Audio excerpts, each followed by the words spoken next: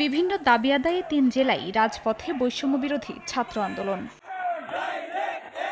হবিগঞ্জ শহরের town hall road অবরোধ করে সংগঠনটি। এ সময় বৃহস্পতিবারের মধ্যে আওয়ামী লীগ ও ছাত্রলীগের নেতাকর্মীদের গ্রেফতারের ঘোষণার দাবি জানান তারা। খবর পেয়ে পুলিশ কর্মকর্তারা এসে তাদের আশ্বস্ত করলে ৩ ঘণ্টা পর অবরোধ তুলে নেয়।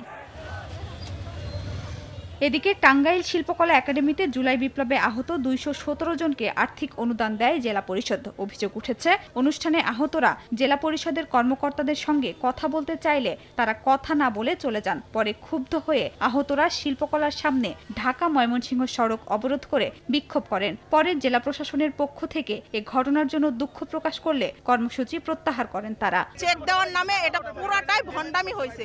আমরা উপরে বসার পরে আমাদের সাথে সামান্য কোনো কথা না বলে তারা একদম চোরের মতো এখান থেকে জেলা শিল্পকলা একাডেমি থেকে চোরের মতো 2 তলায় আমাদেরকে রেখেই তারা পালিয়ে গেছে। নিউ সানসিল্ক ব্ল্যাক শাইন, নজর কাড়া শাইন চুলের নাম্বার 1 চয়েস।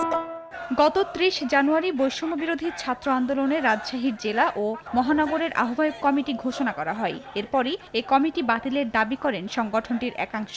দুপুরে রাজশাহী কলেজ থেকে একটি বিক্ষোভ মিছিল বের করে বিভিন্ন সড়ক প্রদক্ষিণের পর সাহেববাজার 0 পয়েন্টে সমাবেশ করেন শিক্ষার্থীরা। শনিবারের মধ্যে কমিটি বাতিল না হলে আরও কঠোর কর্মসূচি দেওয়ার হুঁশিয়ারি তাদের। খাদিজা স্বপ্না, সময় সংবাদ।